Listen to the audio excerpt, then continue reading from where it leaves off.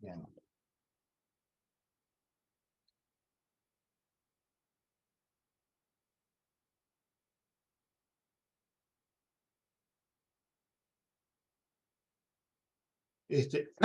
La vez anterior, en la parte teórica, les comenté lo que era el orden de mérito, que es el orden de despacho, o sea, los recursos de menor costo variable a mayor costo variable. Les hice hincapié en que en el despacho económico solo se miran los costos variables.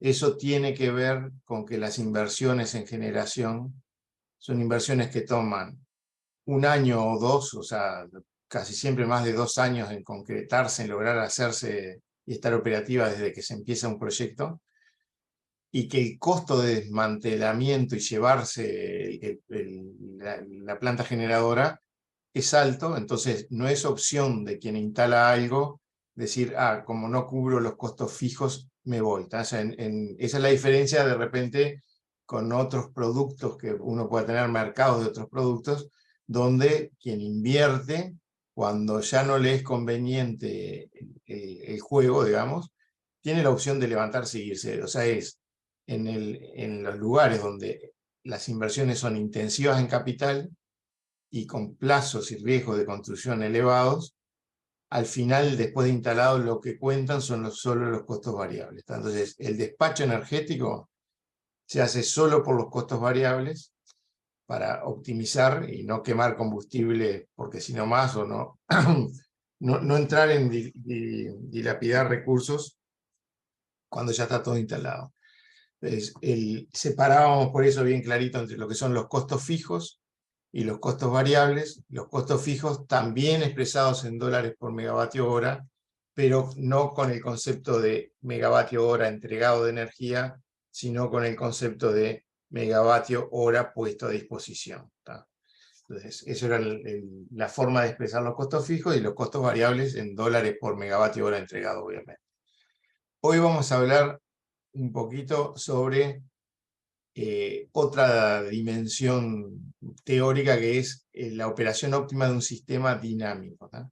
Ahí en el código QR ese que está ahí en la pantalla, pueden mirar un archivo que hicimos en ADME explicando un poco esto para un público menos especializado, pero puede venirles bien tener ese documento.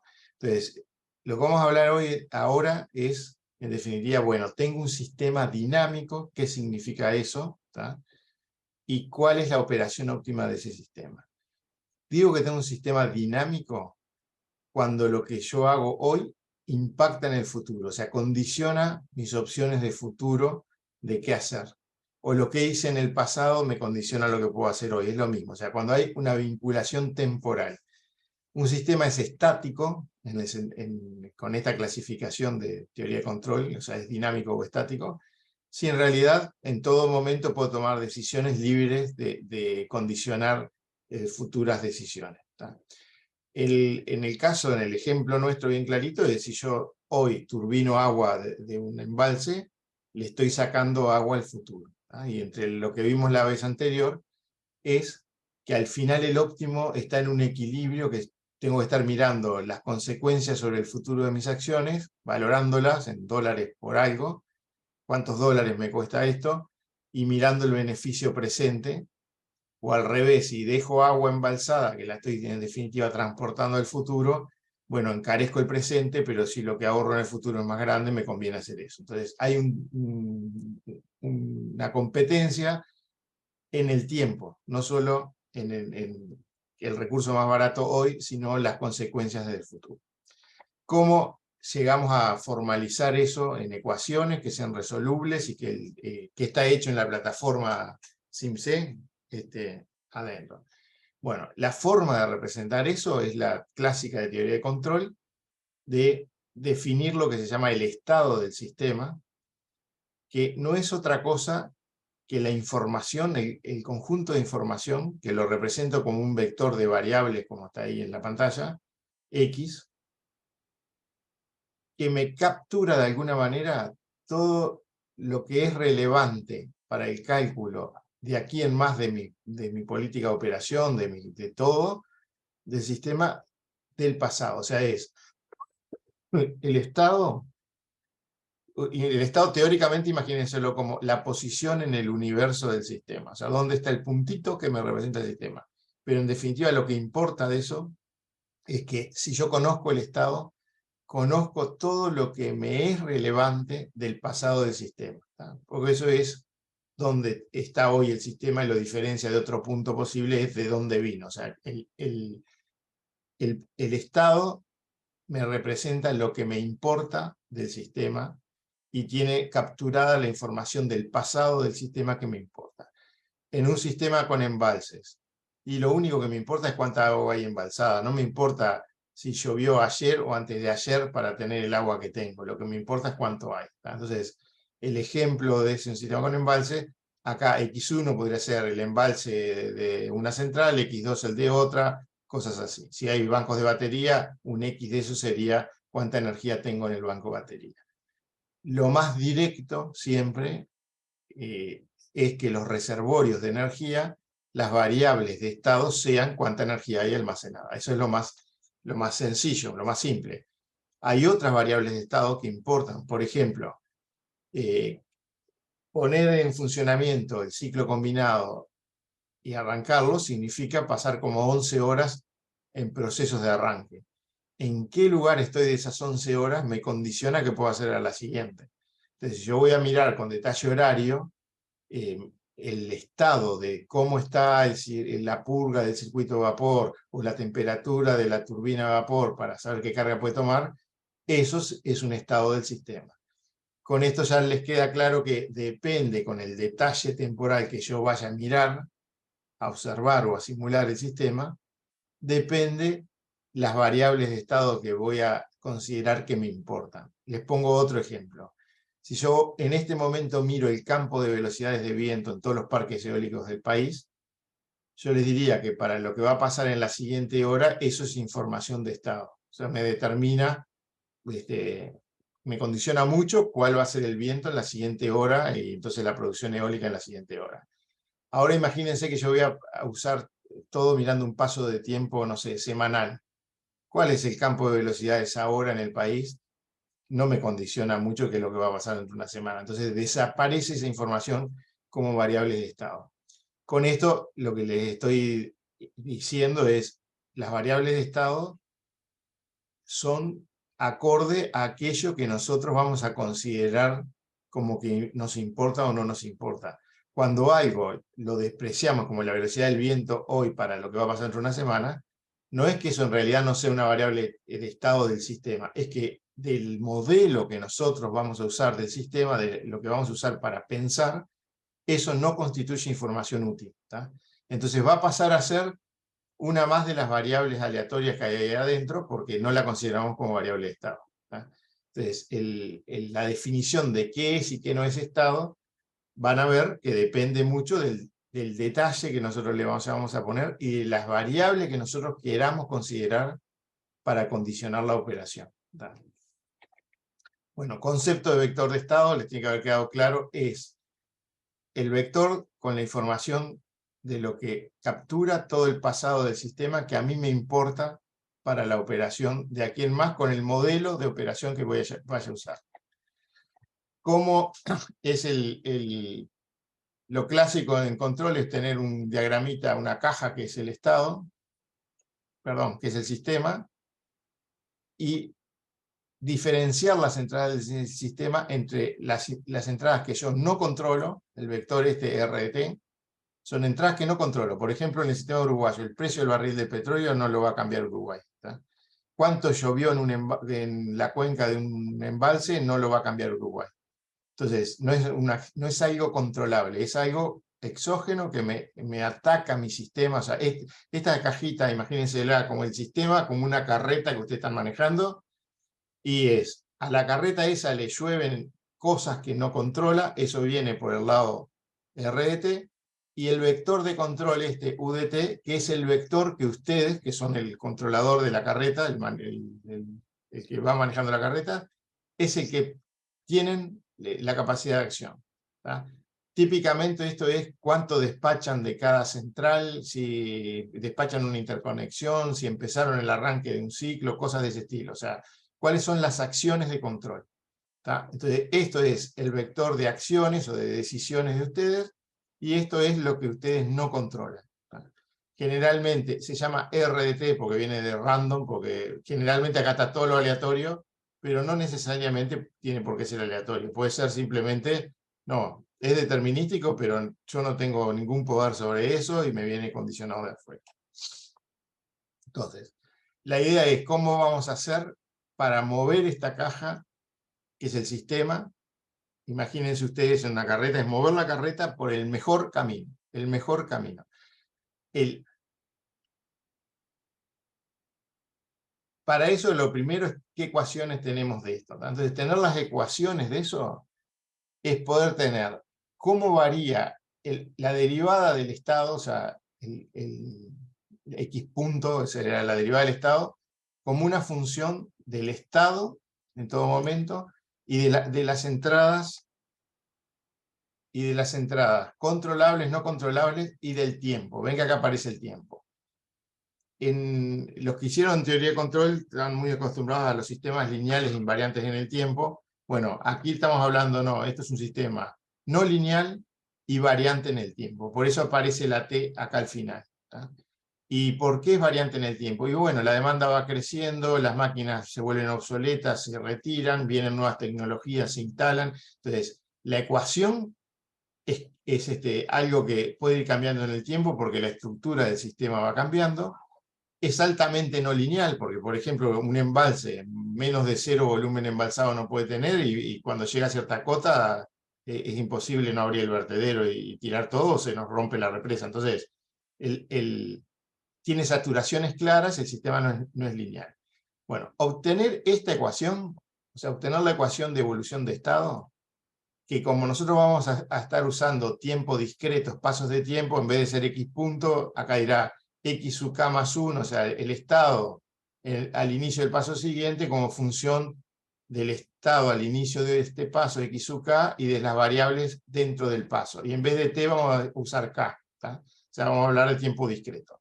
Entonces, obtener esta ecuación, que se llama la ecuación de evolución del estado, es tener el modelo del sistema. O sea, si nosotros tenemos eso, tenemos cómo calcular cómo va a ir moviéndose el sistema en la medida que sea atacado por el vector no controlable R y por nuestro vector de control U. ¿Tá?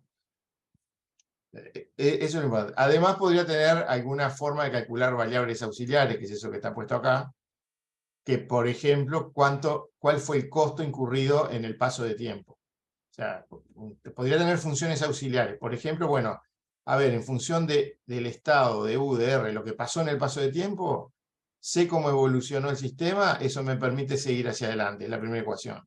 Y permitirme calcular el costo incurrido, bueno, con una ecuación como esta, lo tendré. ¿Qué es simular el sistema? O sea, una vez que obtengo esta ecuación, que es la principal, la de evolución de estado, y las auxiliares que me importan, como el costo de etapa, simular el sistema no es otra cosa que hacer esto que está acá abajo, que es integrar la ecuación de estado. O sea, si alguien me dice, mira, en T0 el estado era XT0, y bueno, la forma que tengo de saber cuánto va a ser en T1 es hacer la integral de la ecuación esa en un pasito de tiempo y obtener cuál va a ser en I sub 1. Y lo mismo, o sea, cuál va a ser en el paso siguiente. Y lo mismo calcular cuánto me costó, o sea, si esto fuera el costo de etapa, cuánto me costó o las funciones que yo quiera calcular. Entonces, obtenidas las ecuaciones, simular no es otra cosa que darle manija a una integral e ir de a pasitos diciendo cómo evoluciona el sistema y cómo voy calculando mis variables auxiliares. ¿Qué es el operador? Acá dice SIN, que es Sistema Interconectado Nacional, porque ya estamos enfocándonos que nuestro problema es el que es, pero siendo genéricos, el operador no es otra cosa de un sistema dinámico, volviendo a ser genérico, no es otra cosa que el señor que está arriba de la carreta dirigiéndola, mira la información que tiene, que es el estado del sistema, el conjunto de entradas que no controla, y dice, en este momento el sistema está en tal posición en el universo, es el estado, me están viniendo tales entradas que yo no controlo, y el señor operador lo que dice, va, bueno, frente a eso pongo tal vector de control para mover la carreta para el lado que yo quiera. O sea, el dibujito de las cajas no dice otra cosa que eso, que es, tengo tengo el sistema y el operador es alguien que en base a la información disponible en todo momento logra fijar un vector de control.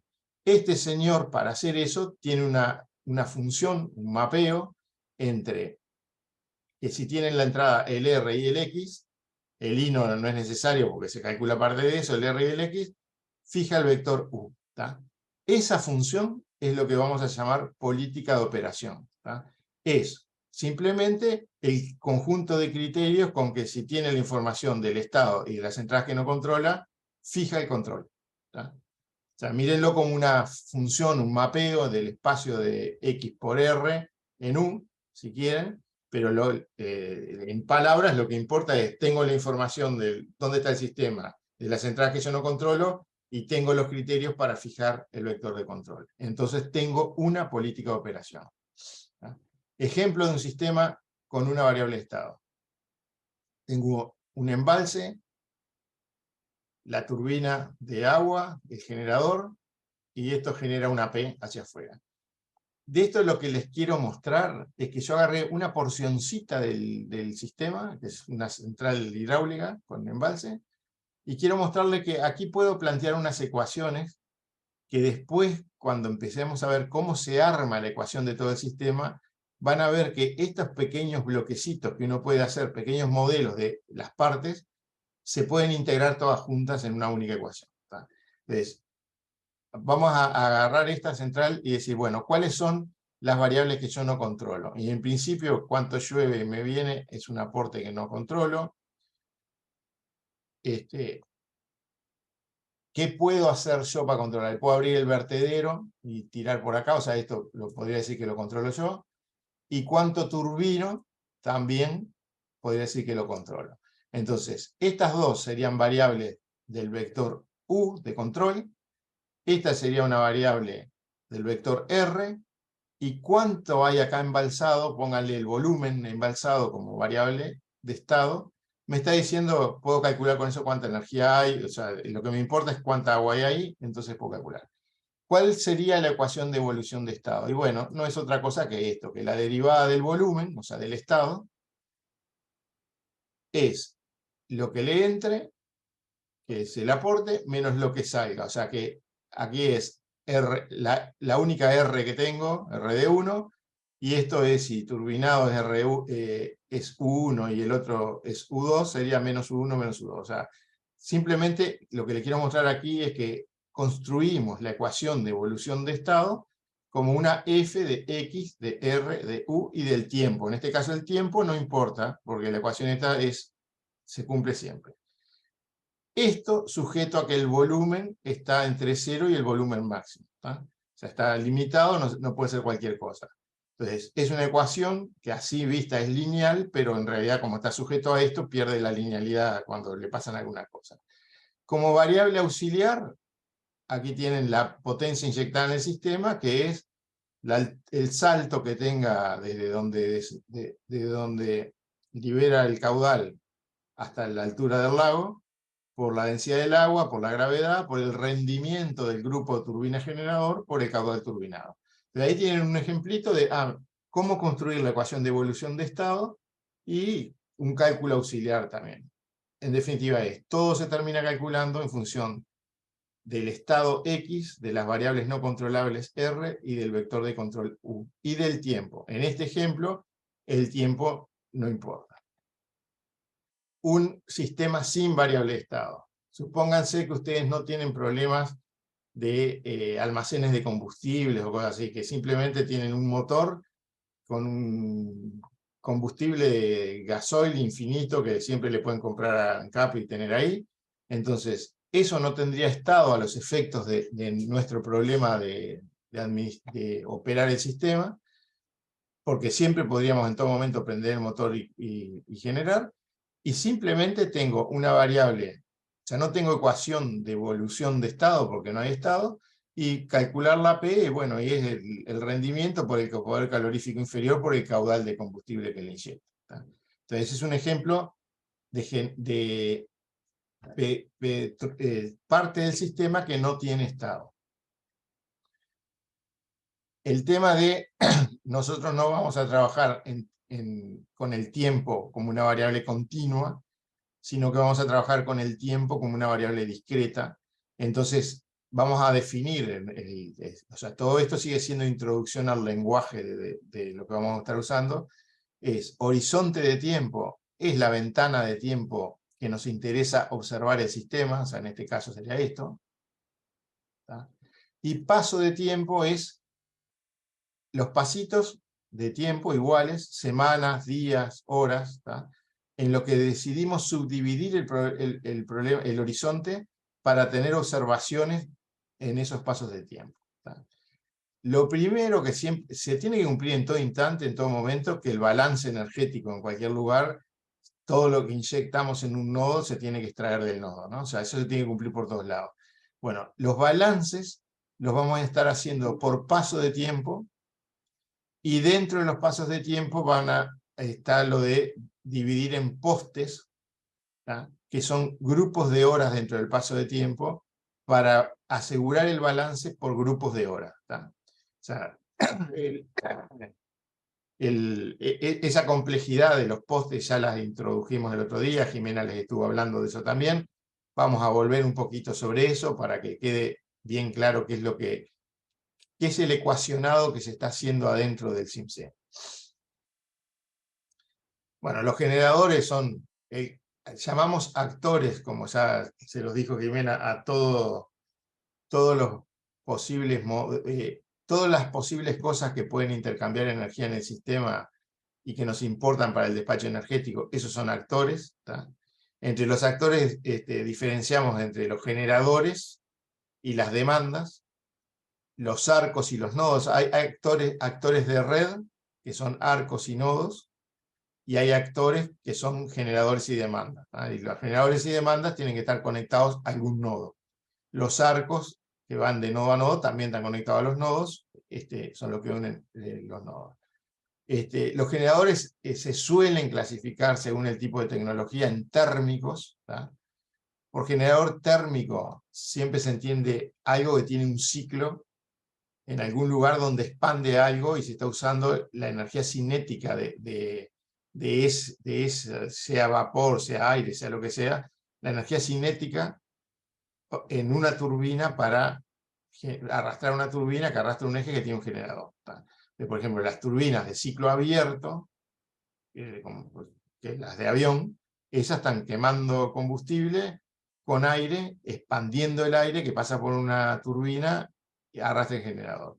Los hidráulicos es el salto de agua por una turbina, el agua pasando y lo mismo. Los eólicos, ya sabemos lo que es, el viento pasando por ahí. Los solares, nosotros cuando decimos así solares, así nomás, nos referimos a los solares fotovoltaicos, ¿tá? Si son solares con acumulación térmica en sales o algo de eso, decimos clarito que es eso. Si no, cuando alguien dice solar nomás, se refiere al fotovoltaico. Todas las centrales y todos los actores pueden tener más de una unidad en la... O sea, varios grupos, ¿tá? Varios grupos, y van a ver ahí, nosotros vamos a ver en la parte cuando empecemos a modelar, que por ejemplo, un parque eólico, bueno, tiene muchos aerogeneradores, una central térmica puede tener muchos grupos turbinas generador. El tipo de central térmica puede ser combinado o no. Vamos a ver un videíto después de qué es un ciclo de vapor y cómo se combina. La mayor parte de ustedes obviamente que lo sabe, pero a veces está bueno mirar por dentro cómo es que operan estas cosas. Bueno, las centrales térmicas más comunes es carbón, fuel oil pesado, gasoil, gas natural y biocombustible, ¿tá? También es una central térmica, una central nuclear. O sea, la reacción nuclear termina calentando agua, generando vapor y expandiendo eso en una turbina. El sistema de transporte, como les decía, va a haber nodos donde se conectan los generadores y la demanda, arcos entre los nodos, ¿tá? Y una cosa que les decía Jimena hace un rato es, en esa representación no están el sistema eléctrico tal cual. O sea, lo que se está modelando son generalmente grandes áreas con los límites de intercambio entre las áreas. ¿Tá? Hay una aplicación que capaz que Enzo después les muestra eso, que es esas áreas pueden estar asociadas a un conjunto de barras de un archivo del tipo PCS para flujo de cargas. Entonces, que hay una iteración que tiene el despacho energético, puede correr el flujo de carga si tiene la descripción de la red y la asociación adecuada de qué barras corresponden al nodo, para chequear si hay violaciones de tensión o de capacidad, y en esa iteración tiene la capacidad de modificar los arcos entre las áreas para tratar de que la energía fluya por donde debe fluir según el flujo de carga. O sea, el despacho energético no mira la red real. En la red real, la energía va por donde se le ocurre y no por donde uno quiere, ¿no? O sea, depende de las impedancias, depende de un montón de cosas.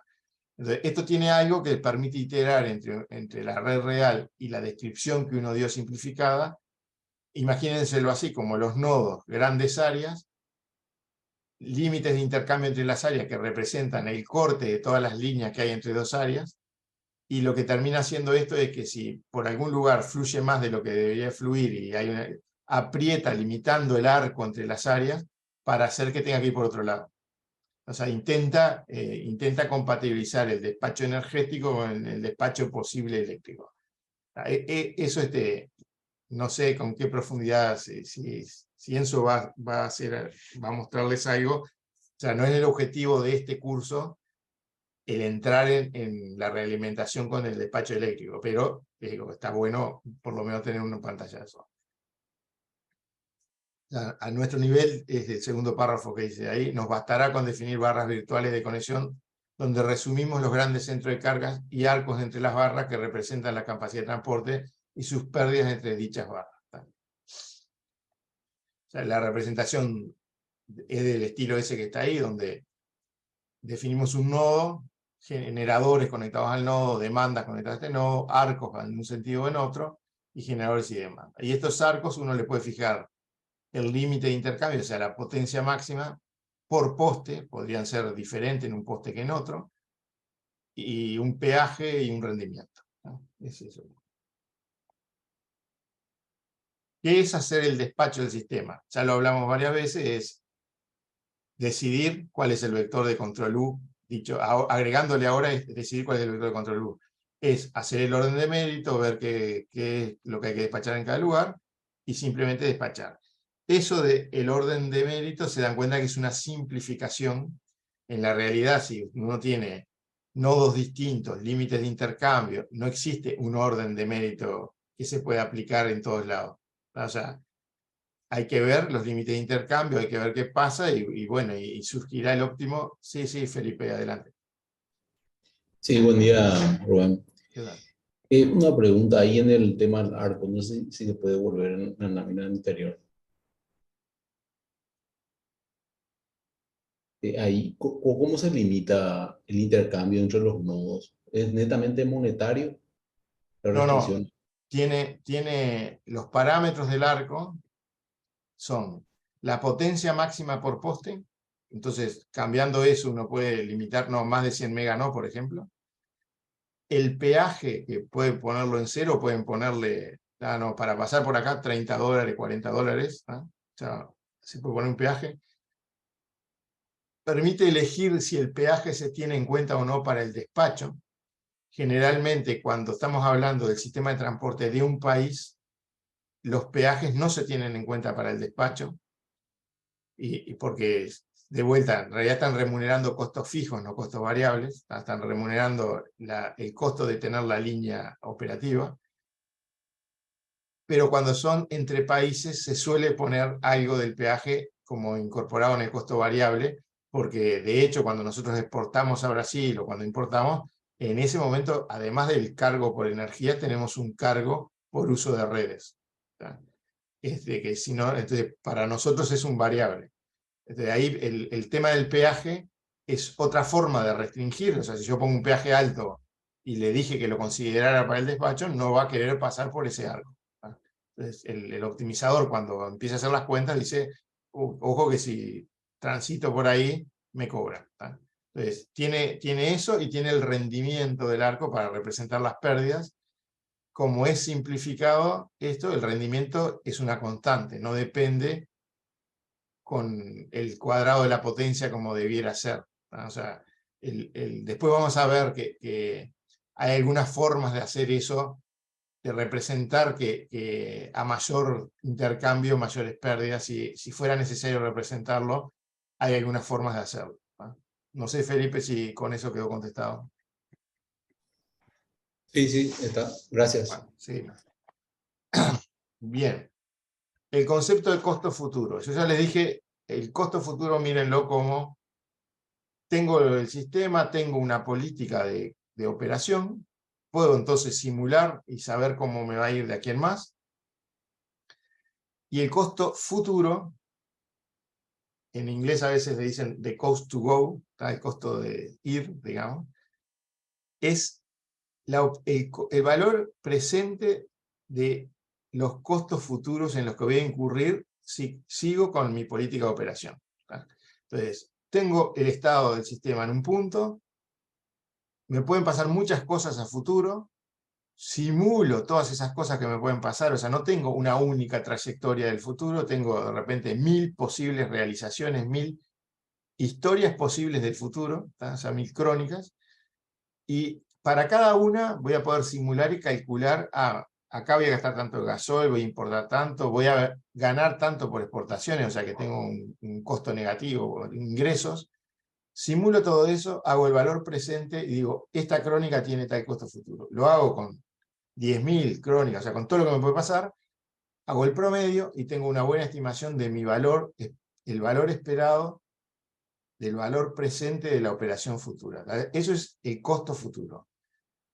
Como el sistema está en operación, nuestro sistema, que es operar el despacho, operar el sistema eléctrico para abastecer la demanda en forma permanente, en todo momento nuestro objetivo es minimizar el costo futuro. ¿tá? O sea, es con una tasa de descuento dada, es el valor presente, con alguna tasa de actualización del dinero, ¿tá? Pero no es solo minimizar el costo de la operación de esta hora, de hoy, ¿tá? Porque el sistema va a seguir y mañana no vacíes los lagos hoy para no usar combustible, porque mañana si no va a tener que usar combustible en todo y capaz que falle.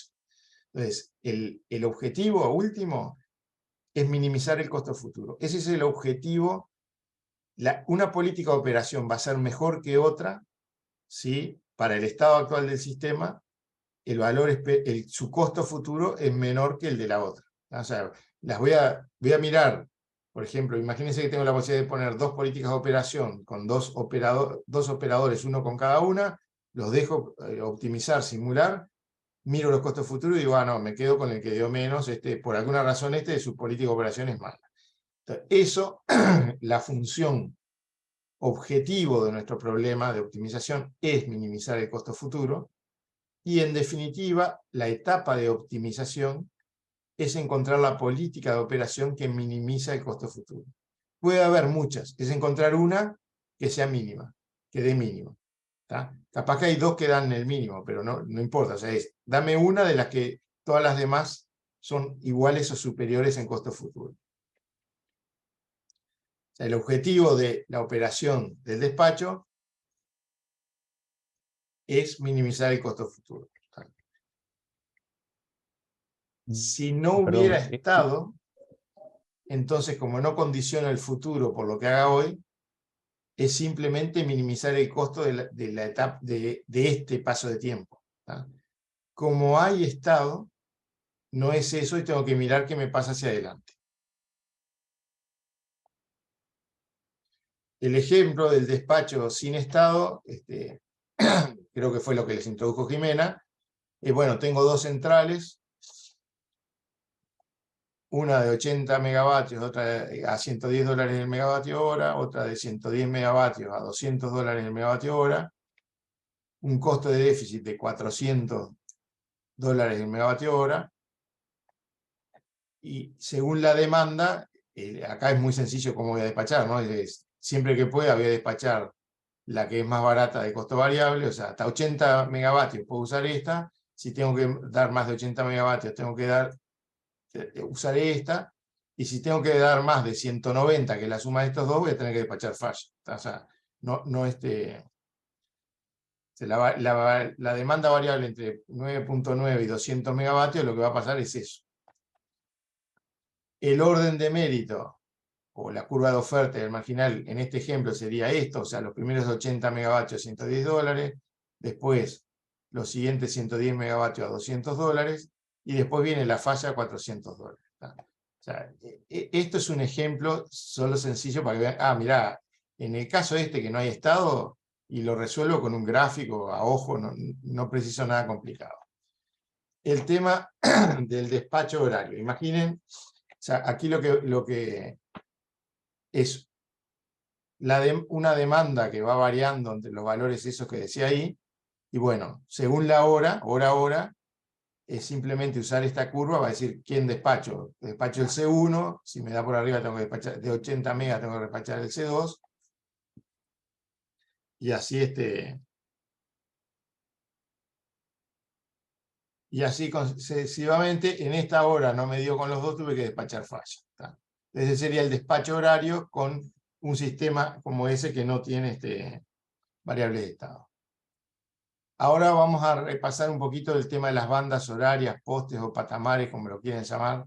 El término banda horaria no me gusta porque se usa para el tema de tarifas, ¿tá? Y cuando uno habla de banda horaria siempre tiene en la cabeza, por ejemplo, de 0 a 6 horas, de 7 a tal hora, ¿tá? Tiene horarios fijos.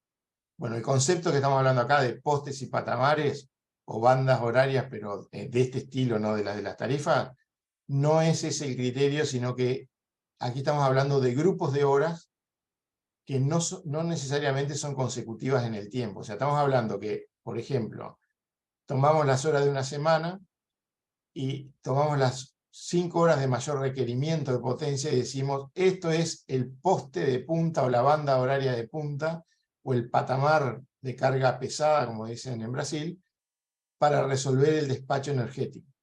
¿Tá? O sea, ¿cuál es el grupo de horas de mayor requerimiento? ¿Cuál es el grupo de menor requerimiento? ¿Cuáles son los intermedios? Perdón. El objeto de eso es poder tener pasos de tiempo de integración de una semana, de un día, ¿tá? Pero poder respetar los límites de potencia.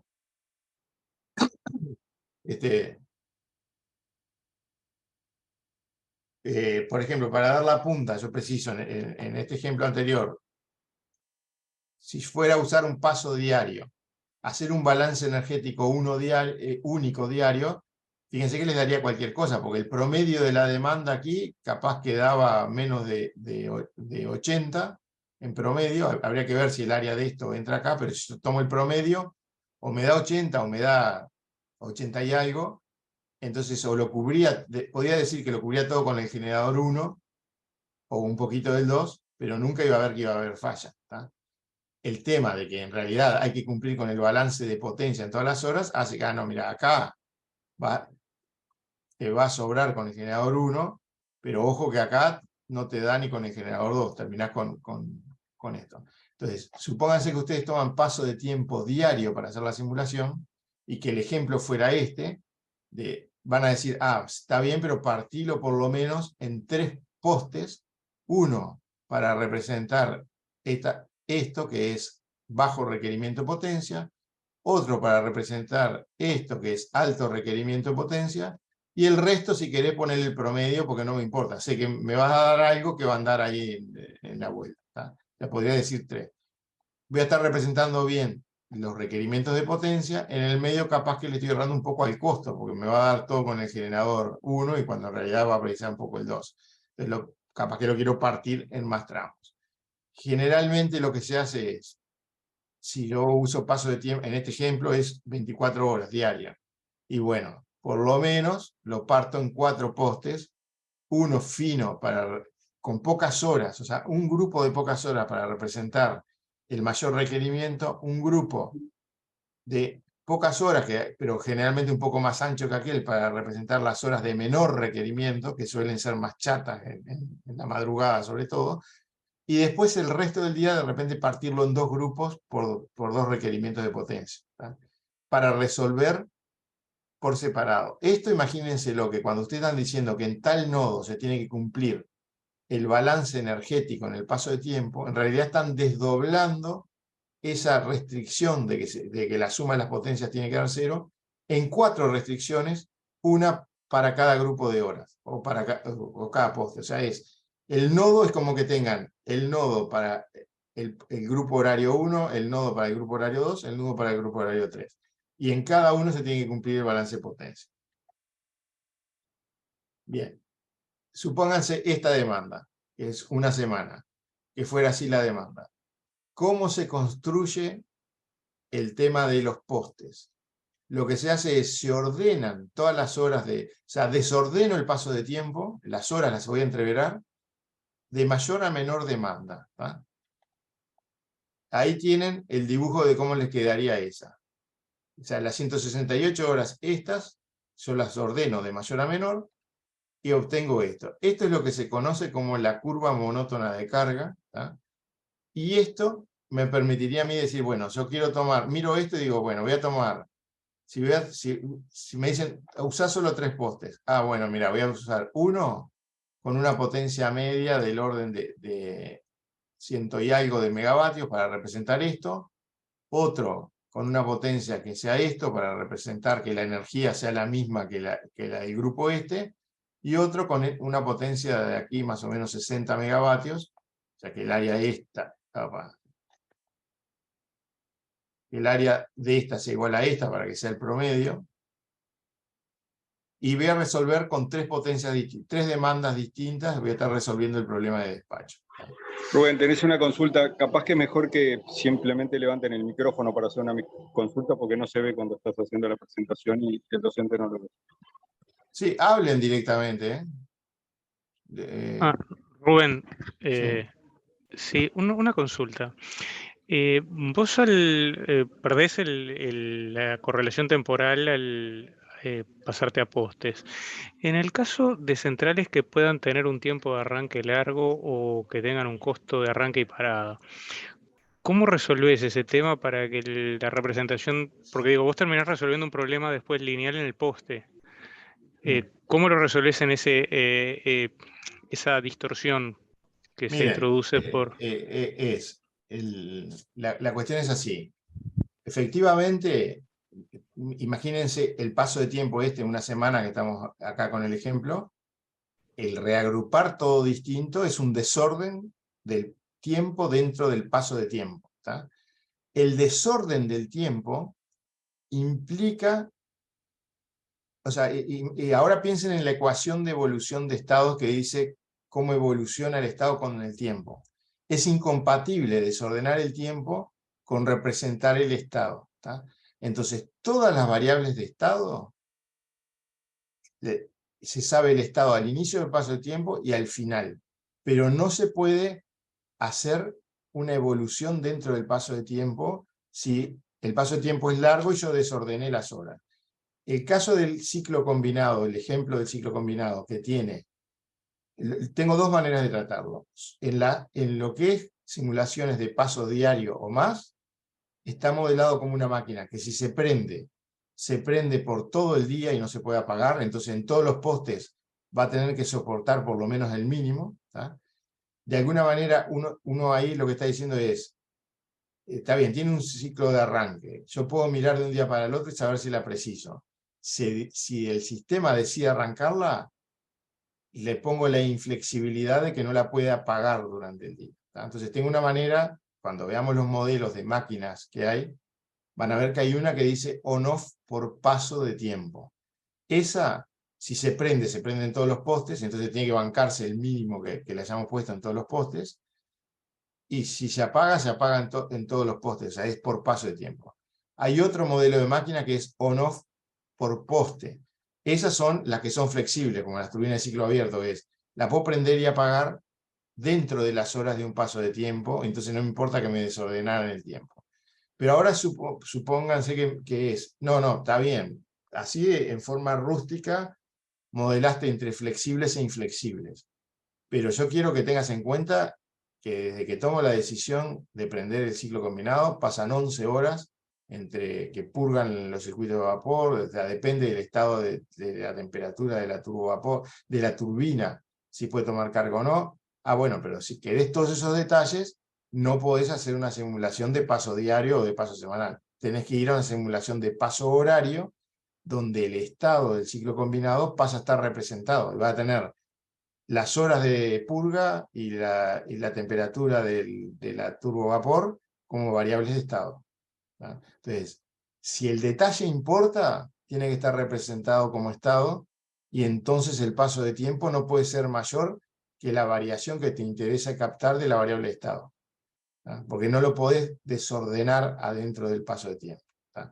Vamos a ver que cuando veamos los modelos de baterías, vamos a ver que tiene el modelo que está hecho, y a cualquiera de ustedes se les puede ocurrir mejorar los modelos y vemos cómo mejorarlos, pero en las baterías son un caso en que uno dijo, que en un momento dijimos, bueno, a ver, nos interesa hacer simulaciones de largo plazo con paso diario, no queremos ir a hacer todo de paso horario, pero que se vea que si la batería la usaste en la madrugada en los postes de bajo requerimiento para cargarla y después descargarla, al desordenar las horas no se haga la viva y diga, no, estoy aprovechando la eólica de la noche para darte al mediodía potencia. O sea, que primero el desorden del paso de tiempo tiene en el modelo, y háganme acordar de verlo cuando veamos el modelo, tiene adentro decir, bueno, resuelvo suponiendo que desordené el paso de tiempo y que la batería aguanta esto.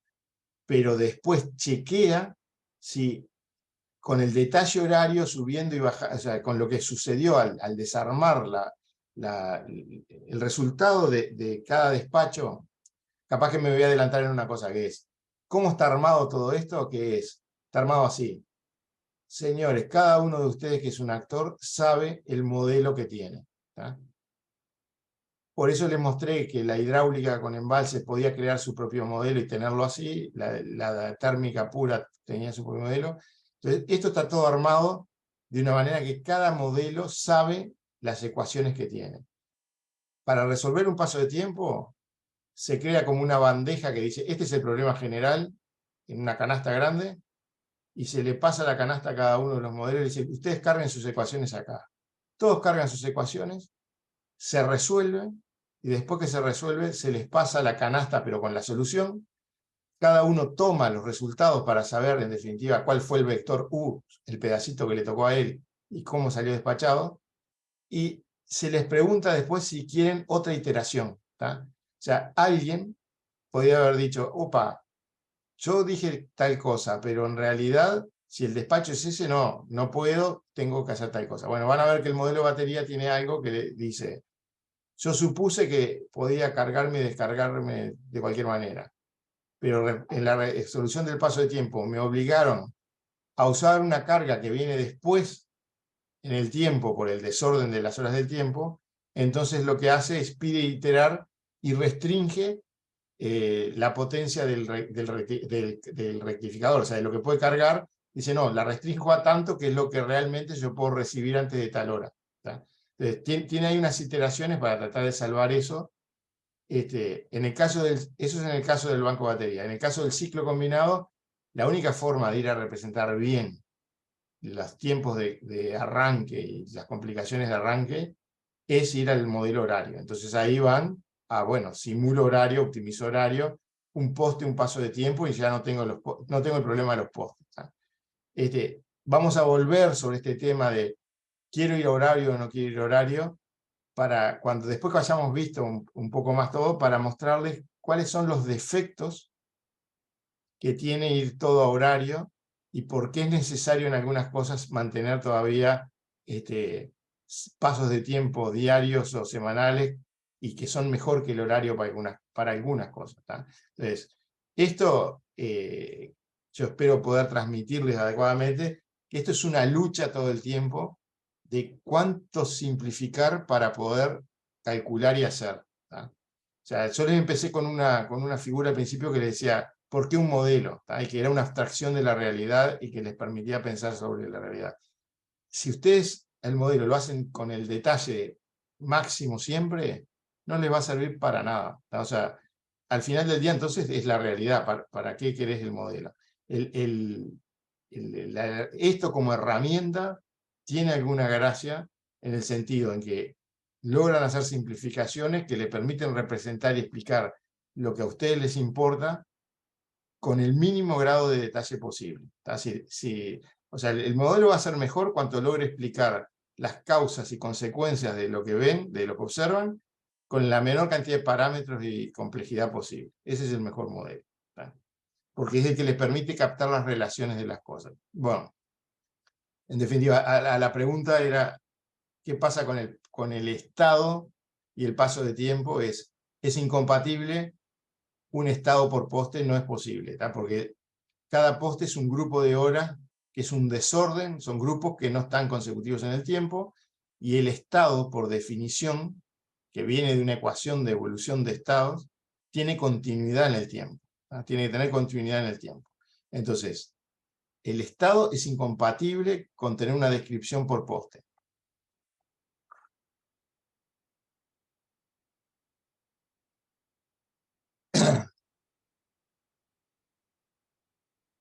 O sea, la desventaja del ir por postes, acá está clara cuál es, que voy a estar metiendo errores, ¿tá?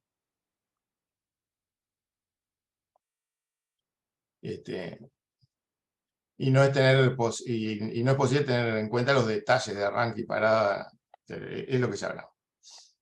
Bueno, las máquinas de falla ya lo hablamos, ¿tá? Cada demanda se le definen escalones de falla, y la ecuación de restricción de nodo, que dice que la suma de las potencias de los generadores tiene que ser igual a la de las demandas del nodo, súmenle como generadores los generadores de falla, ¿tá? Que tiene dos, es el poste J, ¿tá? Y el generador I de falla, que es para cada escalón de falla tiene un generador. O sea, internamente esto se representa de esta manera, que es la demanda en el nodo, la pueden estar dando la potencia que alguien inyecta en el nodo, y si no, eso no es suficiente, con los generadores de falla que la propia demanda aporta al nodo, como descripción de la demanda. O sea, resolver el despacho no es otra cosa que tratar de ir al mínimo costo futuro, ¿tá? Ir al mínimo costo, respetando las restricciones de nodo y otro conjunto de restricciones que vamos a ver que cada actor cuando empieza a formular sus ecuaciones, así como la hidráulica decía, muy lindo, pero además el volumen no puede bajar de cero y no puede superar tanto. O sea, hay un conjunto de restricciones que además no son las del nodo. Pero las de nodo son las más importantes de todas, que es la suma de las potencias en todo nodo tiene que dar cero. Las restricciones de nodo no es otra cosa que eso, están puestos, todos los actores están puestos como que tienen la potencia positiva cuando inyectan al nodo. O sea, la demanda, por ejemplo, tiene potencia negativa cuando uno mira la variable P, es negativa porque extrae del nodo, y la restricción del nodo es que la suma de las P sea igual a 0. ¿tá? Y en esas P están las máquinas de falla involucradas también, y la ecuación de Kirchhoff en el nodo. El despacho óptimo sería minimizar los costos incurridos por los generadores en el paso de tiempo del T, sujeto a las restricciones de nodo. ¿tá? O sea, es minimizar un costo sujeto a las restricciones de nodo. O sea, esto es una simplificación porque, o sea, por el tema de la dinámica, o sea, vamos a entrar un poco ahora en el tema de la dinámica. Si no hubiera estados, esta es la simplificación más sencilla, es re simple, resuelvo esto en el paso de tiempo.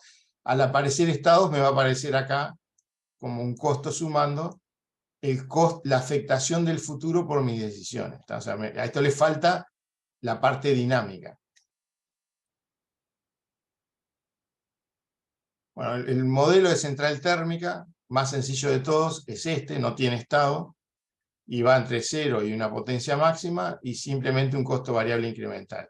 Este modelito es el que ahí en el SimCity ustedes tienen como generador térmico básico, es el más simple de todos, y presenta, no tiene restricciones, salvo que no puede superar la potencia máxima. El generador con mínimo técnico, este es el modelito. El generador o puede estar operando, fíjense la curva de costos y acuérdensela para otra cosa que vamos a ver después, que es, la curva de costo es discontinua, o sea, el generador o opera en esta zona que está acoplado y puede inyectar potencia, o está en este punto que está desacoplado y no puede inyectar potencia. ¿Está? Esto, si ven, la variable de control U tiene un dominio, un conjunto donde puede variar, a eso le llamamos dominio, que está fraccionado, está partido en este punto y en este segmento. ¿Está? Entonces, la variable de control ya no es no pertenece a un conjunto que esté todo conectado, sino que son dos conjuntos posibles. ¿Cuál es la ecuación del costo del generador? Y introducimos una variable que decimos que es la de acople en el poste. ¿Está? En un poste cualquiera, si es que se puede prender y apagar por poste, si está acoplado, o sea, si esta variable vale 1, o sea, una variable booleana que vale 0 o 1. Si vale 0, estoy desacoplado, estoy en este punto, el costo es 0. Si estoy acoplado, vale el costo en el mínimo, más la potencia que esté inyectando, menos la potencia del mínimo, o sea, cuánto fui por arriba del mínimo, por el costo variable incremental. Y eso multiplicado por el delta T del poste, o sea, por la duración del poste. O sea, es muy sencillo, lo que estoy diciendo es, me paro aquí y calculo. Lo está expresado de una manera que les aparezca por gusto la variable de acople, para que vean cómo se forman las ecuaciones después. ¿Está? Y la variable de acople es simplemente si la potencia está por encima del mínimo técnico. Ahí la acople, esa es la definición. Varias centrales, Punta del Tigre tiene 6 turbinas de ciclo abierto con un modelito que podría ser como este, que las prendo y apago por poste.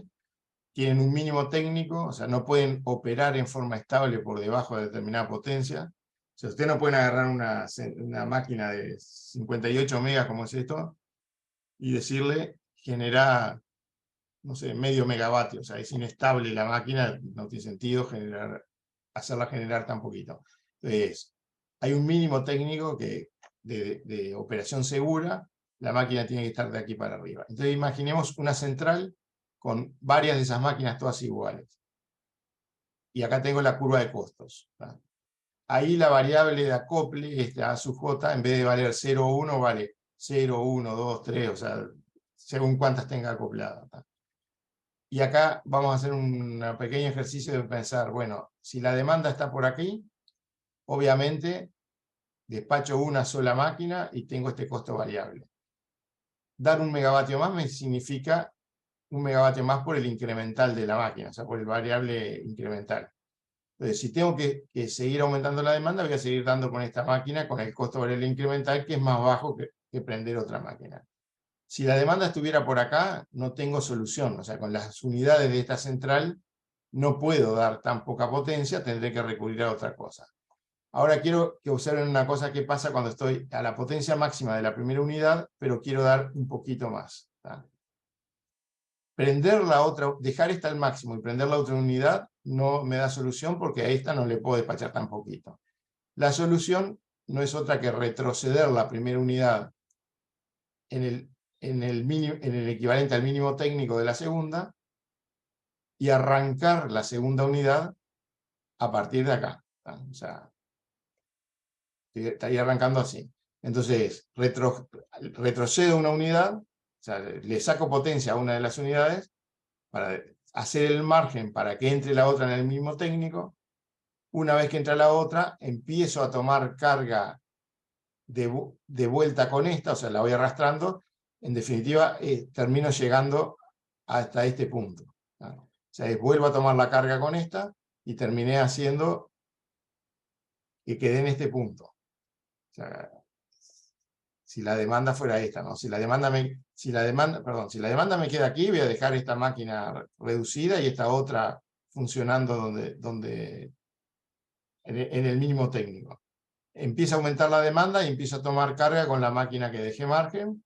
Cuando llego hasta aquí, sigo tomando carga con la máquina 2 que ingresé, y cuando llegue hasta aquí voy a tener que hacer el mismo proceso. Voy a tener que hacer margen con una de las máquinas para que logre entrar la tercera en el mínimo técnico, y después recuperar de nuevo, en la medida que vaya creciendo la demanda, seguir así. O sea, es una central con muchas unidades con mínimo técnico, en definitiva puede dar la curva, vamos a borrar todo esto, puede dar la curva completa, o sea, empieza acá, no puede dar menos que esto, pero puede dar la curva completa esta, o sea, así. Bueno, y el costo en cada lugar se puede representar como algo como esto que está acá, que es el A sub J es cuántas tengo acopladas,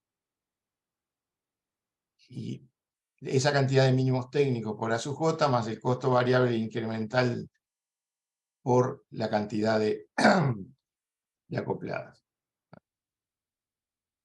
Bueno, eso fue como una introducción están los sistemas dinámicos.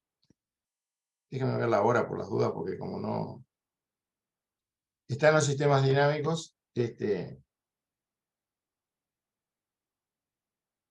La ecuación de evolución de estado, que de alguna manera eso se tiene que resolver minimizando. La política de operación va a ser la que minimice el costo futuro, pero se tienen que respetar las restricciones de nodo. Ahora les voy a hablar un poquito, y seguimos introduciendo lenguaje, o sea, todas estas cosas las vamos a ver cómo están implementadas, pero es el tema de la representación de la incertidumbre, ¿tá? O sea, vas a tomar decisiones, muy bien, pero ojo que la máquina esa hoy está y mañana puede no estar, puede llover o no llover, o sea, hay un montón de condiciones. Embalsaste agua porque te pareció que en el futuro valía más, pero ¿cuál es la probabilidad de que llueva mucho más de lo que pensaste y que se termine vertiendo el agua? O usaste agua pensando que te iba a llover y pasan 3 meses más sin llover. Entonces, todo eso significa representar la incertidumbre, y cuanto mejor la representen, mejor va a ser el resultado, ¿no? O sea, si ustedes representan todo mal, va a ser cualquier cosa. O sea, siempre esto va a dar un número, eso es lo peligroso, ¿no? No es que no da un número si está mal, le va a dar un número, lo que sí el número los va a llevar a tomar decisiones equivocadas. ¿Cuáles son las mayores fuentes de aleatoriedad? Capaz que la demanda es importante porque es el objetivo del suministro. Los caudales, aportes hidráulicos a la represa, esa era la más grande de todas, hasta hace unos años cuando vino la eólica. Hoy todavía es importante porque tiene algo que es la baja frecuencia, ¿no? O sea, es más fácil filtrar lo aleatorio. Si fuera que cada segundo puede llover o no llover, teniendo un lago que me promedia en una semana, ya tengo el promedio. El tema es que vienen años secos y años húmedos. Entonces, el lograr filtrar, el lograr deshacerse de esa variabilidad, al sistema le cuesta un montón. Tiene que tener unos lagos muy grandes para poder absorber la variabilidad. La velocidad del viento como variable es importante porque hay 1500 megas de eólica en el sistema, siendo que la demanda promedio son del orden de 1400. Entonces, es importante por el volumen, pero como es una intermitencia de mucho más alta frecuencia que la hidráulica, es filtrable por los lagos mucho más fácil. O sea, por el uso del sistema hidráulico es filtrable por el sistema, y es más fácil de sobrellevar. O sea, en las siguientes horas o en los siguientes días podremos ver que tenemos poca eólica o mucha eólica, pero en definitiva eso, mientras el sistema hidráulico dé para, bueno, usar menos el agua, dejarla embalsada y la tenés después, se logra filtrar medianamente bien. Algo similar pasa con la radiación solar. Con esto lo que les estoy tratando de introducir, que son conceptos distintos los que nos importan de una variabilidad y de otra. En variabilidades lentas, pesadas, nos va a importar el tema energético, o sea que vamos a quedar de repente un año con energía hidráulica baja, ¿tá? Entonces va a haber que tener térmicas o importación que de alguna manera le den el sustento energético que nos está faltando, y otras cosas son las variabilidades que van a la potencia, que es, me puede estar faltando en algún momento un poco de potencia porque tengo el viento bajo o la radiación solar baja, pero no es de energía, o sea, tengo con qué poder dar esa potencia, tengo que tener las hidráulicas o las térmicas para poder acompañar eso, aunque sean, aunque después recupere esa energía. Son conceptos un poco distintos. Otra fuente de aleatoriedad importante es el precio de los mercados regionales, ¿tá? Y les pongo un ejemplo clarísimo. En este momento estamos importando un montón de energía de Brasil, que podríamos haber tenido la mala suerte que Brasil también estuviera en la sequía que estamos nosotros, y que entonces los precios, o directamente no hubiera importación, ¿tá? Y tuviéramos todo térmico porque no podíamos importar. Entonces, la representación de, ¿con qué probabilidad va a pasar esto? De que si yo estoy con sequía, el otro esté con abundancia, es importante. Capaz que no hay una correlación, entonces la representación va a decir son independientes. Capaz que la hay, entonces si la hay tiene que estar bien captada. El precio de los combustibles es una variable aleatoria, que en definitiva hay que representarla, y con la inercia que tiene de vuelta, ¿tá? O sea, es importante aquí saber si yo voy a tener una estabilidad. ¿Cuál es la probabilidad que en la siguiente semana los combustibles sean el doble que en esta? Eso es un riesgo, porque yo hoy estoy quemando y cobrando por unos combustibles que después tengo que reponer a un precio. Entonces, ¿cuál es y cuando digo que uso agua hoy para ahorrar combustible por el valor futuro que tiene el agua, estoy comparando los combustibles de hoy con los combustibles de dentro de 3 meses. Entonces, el efecto de la incertidumbre del precio de los combustibles me termina determinando el valor del agua también. O sea, es guardar agua para sustituir un precio futuro que puede ser el doble del de hoy. Bueno, me conviene guardarla. O sea, esa estimación de si el combustible va a subir o va a bajar, termina decidiendo hasta dónde les conviene usar el agua hoy o no, ¿tá? La disponibilidad de los combustibles, hoy como que ya no importa mucho acá. Esto, en el momento que estaba la regasificadora en la vuelta, era una cuestión importante, porque es, bueno, tengo un embalse de combustible importante, y que esté o no esté, y que lo tenga o no lo tenga, es importante. Capaz que hoy se podría aplicar de repente al tema de la biomasa, o sea, si hay disponibilidad o no, dependiendo de cuánto hayan generado. O sea, las plantas de biomasa tienen las que traen, no las de cogeneración que tienen el residuo industrial en la puerta de la planta, sino las que tienen que traer el combustible. Bueno, si fuera muy exigente un año de un despacho muy fuerte, tal vez alguna no tuviera suficiente combustible. Las roturas fortuitas es la otra gran fuente de incertidumbre, y que está horriblemente modelada en muchísimas partes, y el horrible modelado es esto, supónganse el ciclo combinado, 540 megas, una central en un sistema de 1400 megas de potencia promedio. Que se rompa o no 540 megas, es importante, o sea, tengo que salir a responder con otras cosas. Y tan importante como decir, la probabilidad de que si yo no sé nada, vengo y lo observo, sea de repente 95, me dicen que está disponible, o sea, no está en mantenimiento programado, vengo y lo observo y no sé, 95% de confianza de que lo voy a encontrar disponible. Disponible quiere decir que si lo quiero arrancar, lo voy a arrancar y va a andar. Ahora, lo arranco, empieza a funcionar, tiene cierta probabilidad de romperse. O sea, una cosa es la probabilidad de estado estacionario, que significa esto: yo no sé nada de la máquina, no sé nada del elemento, máquina, línea, lo que sea, vengo y lo observo, y la probabilidad de encontrarlo en el estado estoy ok es el factor de disponibilidad que ustedes llenan en el CINCE. Y después lo otro que llenan es el tiempo medio de reparación, que es, una vez que se rompió, cuántas horas en promedio tarda en repararse, ¿tá? Ese tiempo medio de reparación es lo que le da una inercia al proceso de falla y rotura de las máquinas, que es fundamental en la representación, porque si yo simplemente tirara una moneda y dijera, con probabilidad 0,9 está disponible, con 0,10 está indisponible, fíjense la diferencia entre hacer una simulación de paso semanal, con un ciclo combinado, por ejemplo de 540 megas, que tire una moneda y está rota toda la semana, con probabilidad 0,1, o operativo toda la semana con probabilidad 0,9, lo cual puede ser bastante representativo de la realidad, pero la diferencia entre hacer lo mismo con paso horario, voy y simulo con paso horario. En todas las horas, con probabilidad 0,1 está roto y con 0,9 está sano. Uno dirá, va, es horrible porque se me va a ir rompiendo en todas las horas. No, no, es fabuloso, porque es mucho más fácil que el sistema logre aguantar. En la semana va a ser el valor esperado y va a tener con probabilidad 0,9 la energía del ciclo combinado. ¿Tá? Porque se rompe y se arregla tan rápido que logro solucionarlo con los lagos de corto plazo y logro solucionar el problema. Si me pasa toda una semana roto y justo lo precisaba, me voy a vaciar los lagos de corto plazo, me voy a vaciar el lago de Palmar y de Salto, perdón para los que no son de Uruguay, pero tenemos 4 centrales hidroeléctricas, 3 sobre el río Uruguay.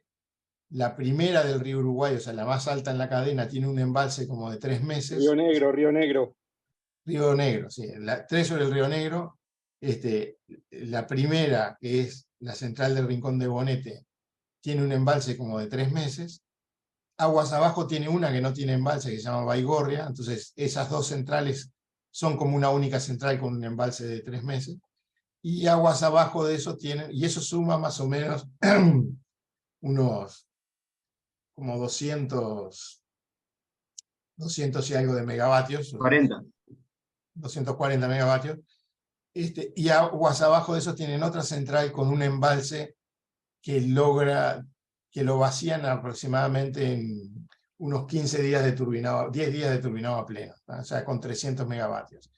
Entonces, cuando nosotros hablamos de lagos de corto, y después tienen Salto Grande sobre el río Uruguay, que son 980 megas de Uruguay, otro 900 megas de Uruguay y 900 megas de Argentina. La central es de 1800 megas, con un tiempo de vaciado de turbinado a pleno que no llega a 5 días. En 5 días ustedes, en menos de 5 días, vacían totalmente el lago. Entonces, Salto Grande, con 900 megas para Uruguay, y los 300 megas de Palmar, eso es lo que nosotros llamamos centrales de corto plazo, embalses de corto plazo. Y esos, en el despacho de la semana, es la gran potencia hidráulica, están en esas centrales, y bueno, si hay poca eólica y hay que dar la energía, y en un momento como este de sequía, bueno, están las centrales térmicas. Si se le rompe la central, van a terminar usando los lagos esos de corto plazo y los van a vaciar durante la semana si el ciclo combinado permanece roto toda la semana. Y si no hubiera importación de otro país. Entonces, con esto lo que les quiero mostrar es que es bien distinto representar que una cosa que se me rompe puede estar rota mucho tiempo, que con la misma probabilidad de observación sin saber el estado, venir a observarla y que con probabilidad 0,9 esté sana y con 0,1 rota, pero todas las horas. O sea, me daría como que la energía en la semana la tengo, cuando en realidad cuando está rota mucho tiempo. Entonces, el representar bien los procesos de rotura es importante, y es importante por eso lo de los tiempos medio de reparación. Y acá, cuando veamos lo de la política de operación, la etapa de optimización, vamos a ver que hay un defecto en la representación, que esto no está del todo bien representado, y que ese defecto es peor cuanto menor es el paso de tiempo de simulación que se utiliza, porque a menor paso de tiempo, peor estoy representando la inercia de los procesos de falla y reparación. Bueno. Dos cositas, Rubén, si puedo, antes que sigas. Sí, dale. Que con respecto a lo que decías como es del combustible, hoy en día también te pasa, no solo por el gas natural que nombraba la regasificadora, sino con el gasoil, a veces que hay problemas de importación, puede ser una restricción de combustible también. Sí. Y lo otro que te quería consultar, el tema de los mantenimientos, ¿también lo considerás como aleatoriedad o no? No, van a ver que con Jimena van a ver, cuando ustedes en un generador pueden poner y cuántas unidades tienen mantenimiento programado, cuántas instaladas tiene, cuántas tienen mantenimiento programado y cuánto no, y eso se describe con todos los actores tienen parámetros que son estáticos, como que no le van a cambiar con el tiempo, y después tienen fichas de parámetros dinámicos que ustedes dicen a partir de qué fecha valen qué parámetros.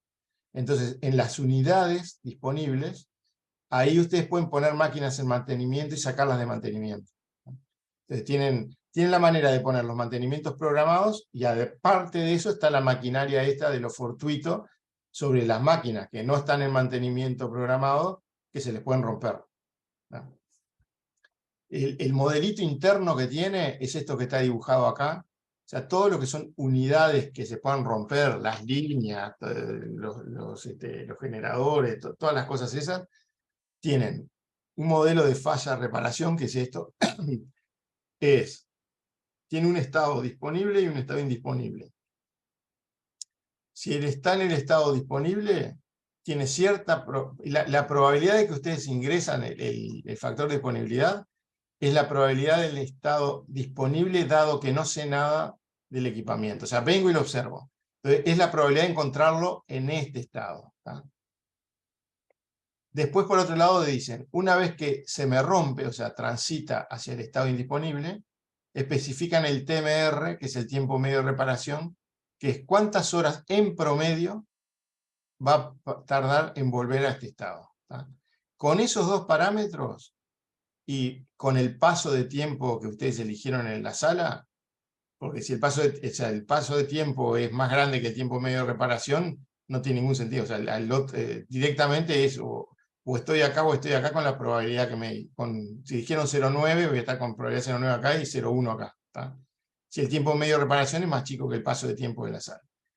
Si el tiempo de simulación es más grande que el tiempo medio de reparación, el programa hace adentro los cálculos de cuál es entonces la probabilidad de romperse dado que está disponible. O sea, calcula acá una probabilidad alfa, que es cuál es la probabilidad de que si estoy disponible me rompa, ¿tá?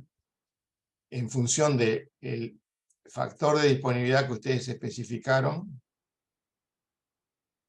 y del tiempo medio de reparación que especificaron.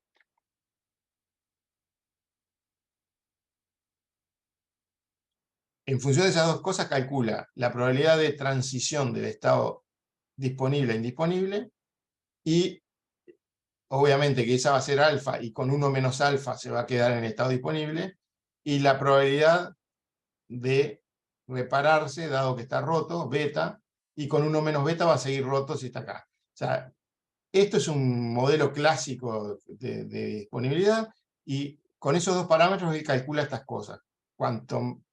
O sea, las probabilidades estas son internas, ustedes ni las ven, pero quedan reguladas por el factor de disponibilidad y por el tiempo medio de reparación.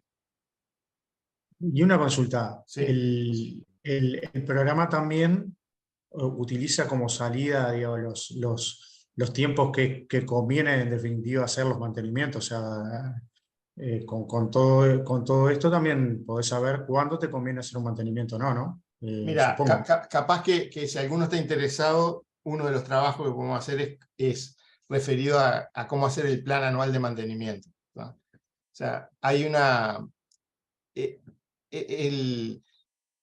o sea, podés usar el programa para tratar de ver dónde te conviene hacer los mantenimientos. No es que vas a surgir en forma automática de esto. ¿No? O sea, vos podés hacer simulaciones diciendo, tengo que darle a esta máquina un mes de mantenimiento este año, porque me lo pidió, ¿no? ¿Dónde lo ubico?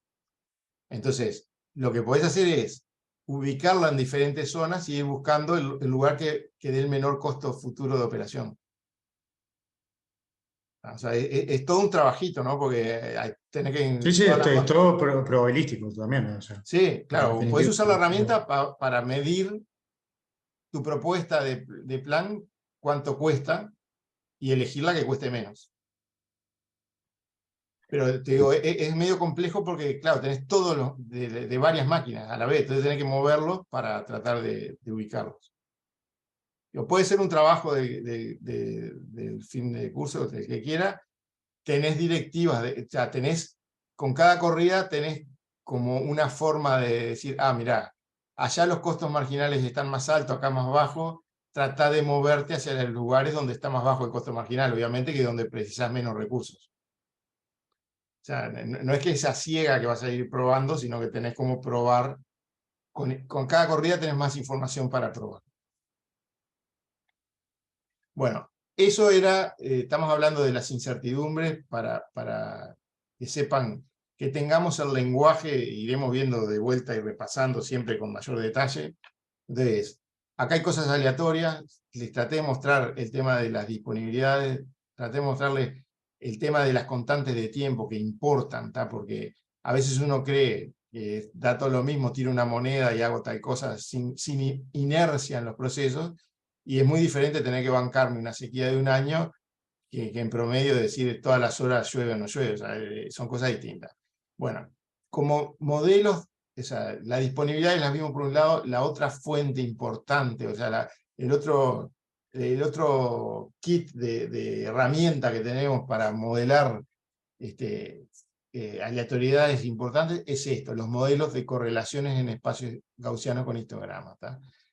La gracia de esto, y esto es donde el SIMC se diferencia de todo lo que es clásico y de lo que tienen los demás, es en esta herramientita, que la gracia de esto es esto, ustedes habrán visto muchas veces que, por ejemplo, tienen una variable aleatoria y los economistas, sobre todo para representarla, le toman el logaritmo y entonces hacen un proceso AR1 o recursivo o cosas de esas, un SARIMA, o sea, toda esa terminología de representación, y que primero toman de repente un logaritmo para hacer las cuentas, ¿no?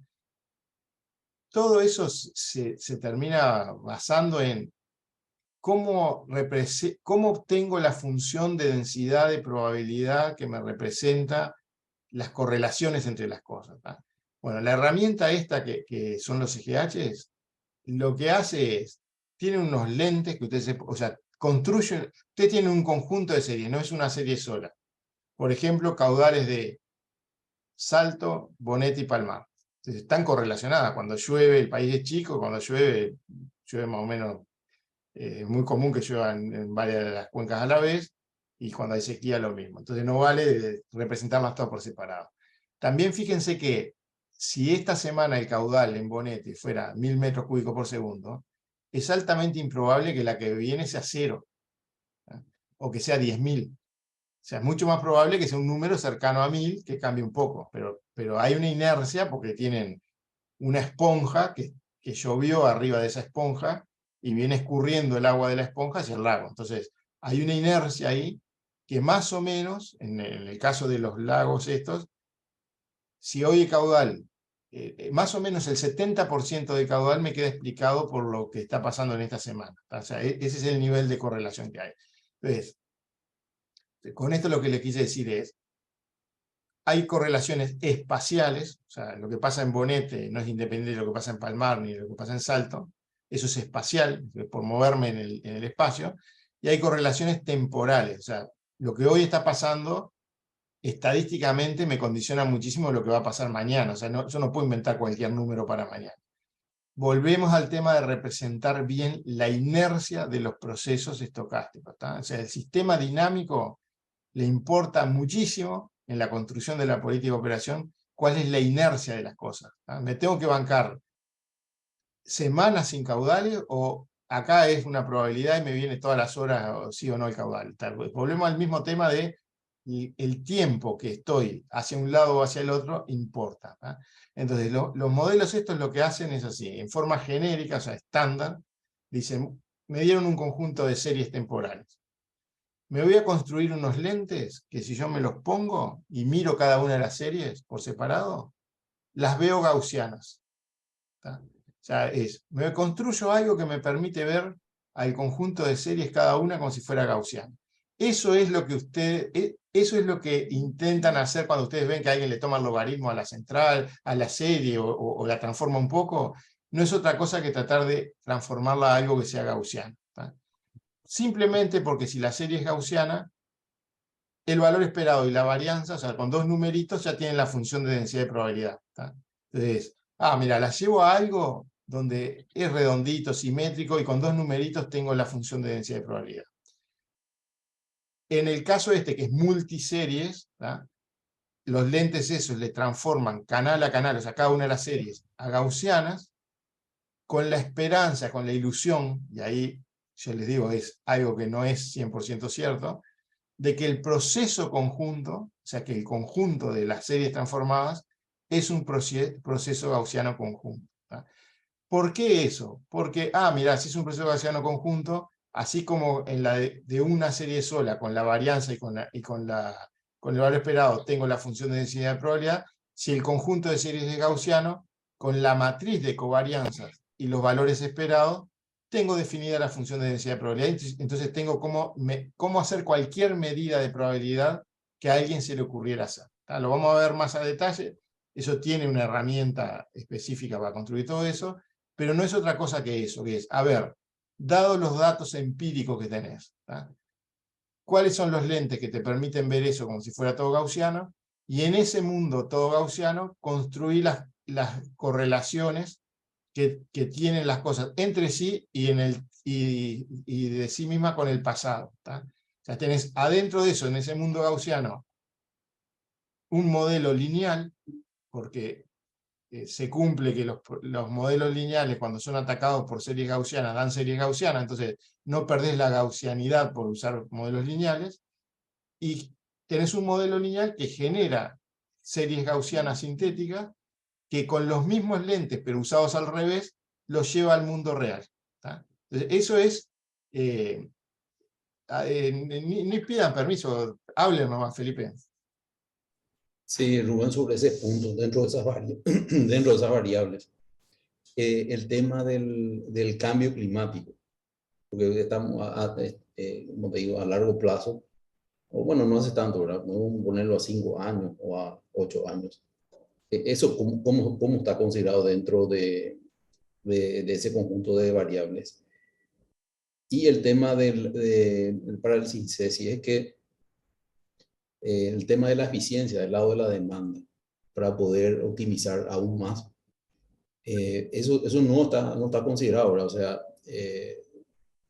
por un lado tenés que buscar la eficiencia, o sea, tenés que tener los megas optimizados dentro de la demanda para después optimizar nuevamente la oferta. Esas dos preguntas. Sí, sí. El tema de, o sea, el CINCE es una plataforma de simulación que te permite armar la simulación que quieras, ¿no? O sea, es así. El tema del cambio climático, como ejemplo, ¿tá? En el caso de que pueda impactar los caudales, tendrían así, con las series de caudales históricas, construyen el CGH que les permite tener un simulador con la historia, ¿tá? Con el proceso estocástico que representa la historia. Después se pueden bajar de los centros de cambio climático del mundo, del modelo que quieran ustedes. Hay series, hay modelos corriendo de cómo va a cambiar el futuro de las lluvias en determinados lugares, ¿no? Entonces, te podrías bajar esa información, tratar de ver cómo te cambiaron las series históricas si le aplicaras la variación entre el modelo sin cambio climático y el modelo con cambio climático. O sea, hay un trabajo que no es del CINCE, que es cómo me cambian las lluvias en los lugares entre la salida del modelo sin cambio climático y la salida del modelo con cambio climático en un horizonte, por ejemplo, en el año 2050. ¿Qué va a pasar con el modelo RCP tanto y el RCP tanto? Entonces, ahí cambian de tal manera. Con eso afectarías las series de caudales diciendo, bueno, cuando me llovió tanto, tuve tales caudales. Si me llueve tanto más o tanto menos, tendré tales caudales o estos otros. Ahí hay un modelo de las cuencas, ¿tá? Que lo podrás hacer mejor o peor, o sea, simplemente una regla de 3, o podrás tener los modelos de escurrimiento de las cuencas, y con eso obtendrías unas nuevas series de caudales. ¿Tá? O sea, esto se lo estoy contando porque no hace tanto hicimos una consultoría donde se hizo todo esto. O sea, es Tecnalia de España hizo ese trabajo de generar las nuevas series, con las series que nosotros le dimos de todo el cono sur de caudales, nos las dieron transformadas a los diferentes escenarios climáticos. Nosotros generamos los CGH correspondientes a cada escenario climático y con eso simulamos cómo serían los sistemas produciendo con un escenario o con otro. Pero en definitiva tenés que lograr tener cuáles son los caudales que los modelos de cambio climático son capaces de predecir, que no predicen caudales, ¿no? Está en el medio el que alguien lo pase de lluvias a caudales. Eso es lo del cambio climático. Y lo de la demanda, eso también es algo que depende mucho de cómo pienses, y me imagino que va a depender de cada país, ¿tá? O sea, no es lo mismo o sea, la eficiencia energética y las acciones de eficiencia energética dependen mucho de los países, y bueno, cada uno tendrá que modelar qué efecto va a tener y cómo le impacta en la demanda. O sea, es una hipótesis que dependiendo del país, la vas a hacer de una manera o de otra. También puede ser un trabajo de fin de curso, que decir, bueno, tenemos tal política de eficiencia y nos va a bajar tanto al nivel industrial o tanto al nivel residencial. O sea, en el caso de Uruguay, yo te diría, no hay mucha cosa que nosotros podamos hacer. Tenemos muy poca industria, mucho residencial, y yo no estoy viendo políticas o sea, capaz que los de la Dirección de Energía se les ocurre algún proyecto que puedan hacer al respecto, pero yo no veo grandes movimientos de la demanda que podamos hacer por eficiencia energética hoy a nivel residencial. No lo veo, no lo veo mucho. Bueno, o sea, en definitiva la herramienta esta les va a permitir simular, no les va a solucionar el problema de cómo modelar ni el cambio climático ni la eficiencia energética, ¿no? O sea, cómo modelarlo tienen que traerlo ustedes.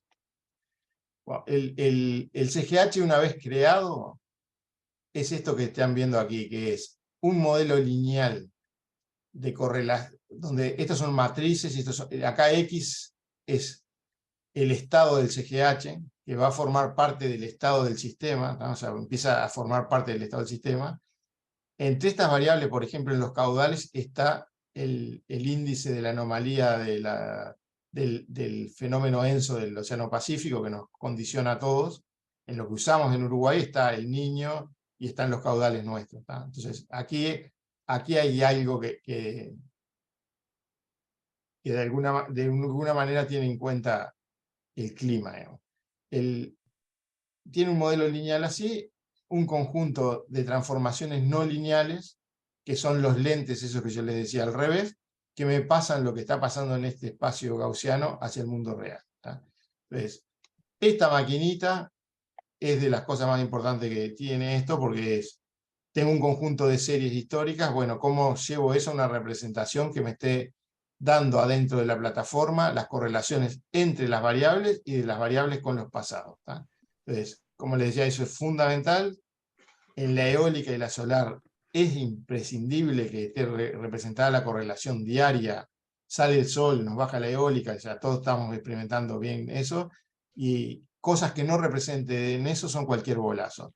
Cosas que no representen que de una hora a la otra hay una correlación altísima, también es cualquier bolazo. O sea, hacer simulaciones estadísticas donde con igual probabilidad tengo un 0 o el máximo y con valor promedio, o sea, agarrar una Weibull y sortear números y decir que eso es la disponibilidad de potencia del sistema, es terrible bolazo, obviamente que va a dar cualquier cosa.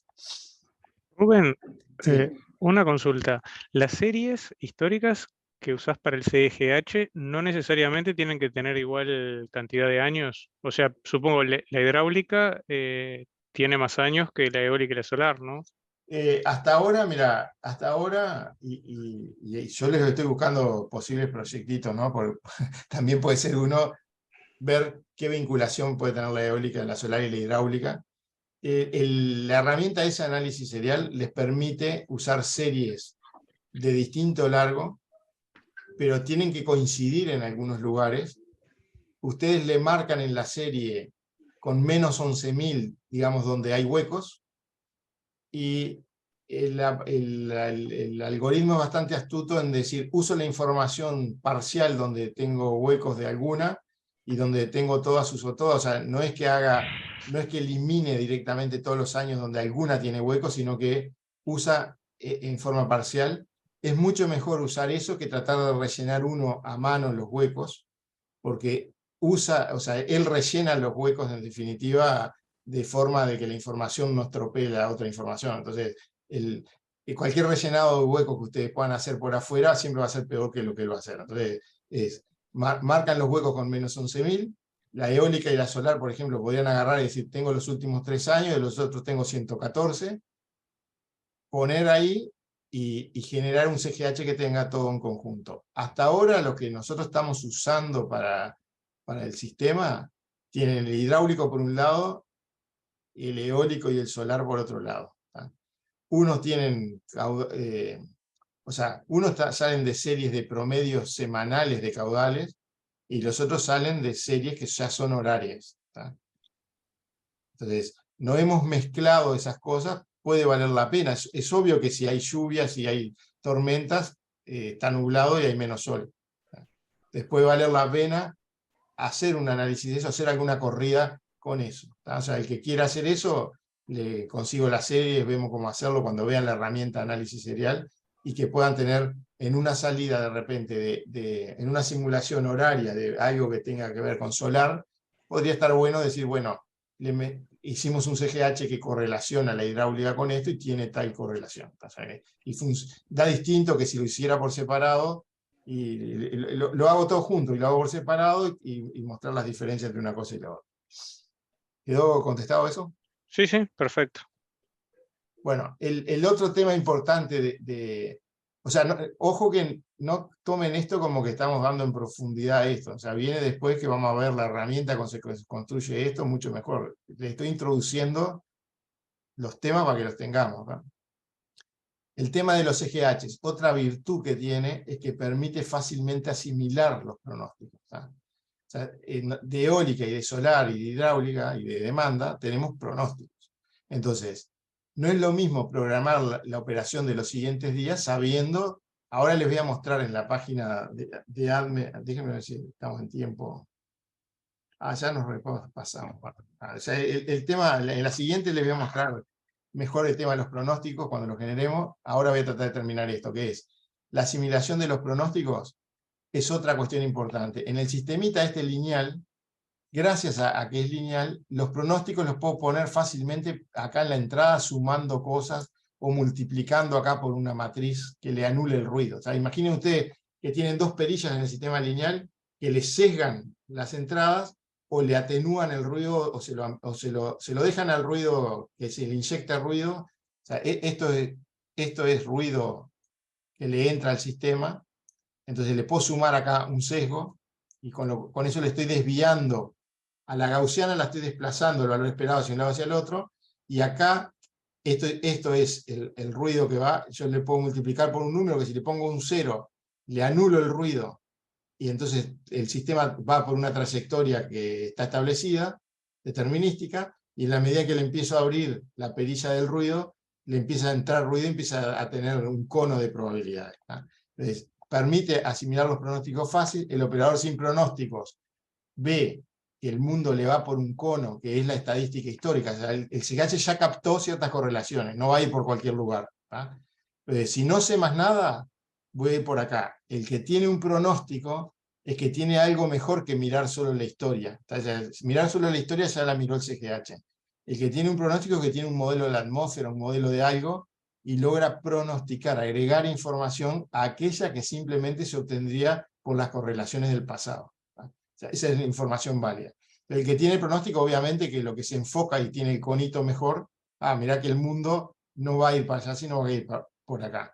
Que no quiere decir que logre hacer algo mejor. De repente está condenado a sufrir lo que viene y no tiene solución que le mejore lo que iba a hacer, pero por lo menos sabe lo que le va a pasar. Esa es la información pronóstica. Bueno, y terminamos por acá. Gracias a ustedes por todo, y disculpen por el tiempo extra que les tomé. Pasen bien. Hasta el jueves. Bueno, Una muchas última gracias. consulta. Gracias. Chao. Disculpe, no me inscriben todavía en el EVA. ¿Cómo puedo solicitar que me inscriban? Porque mandé los correos, pero no he tenido respuesta. ¿Quién es que está hablando? Porque no.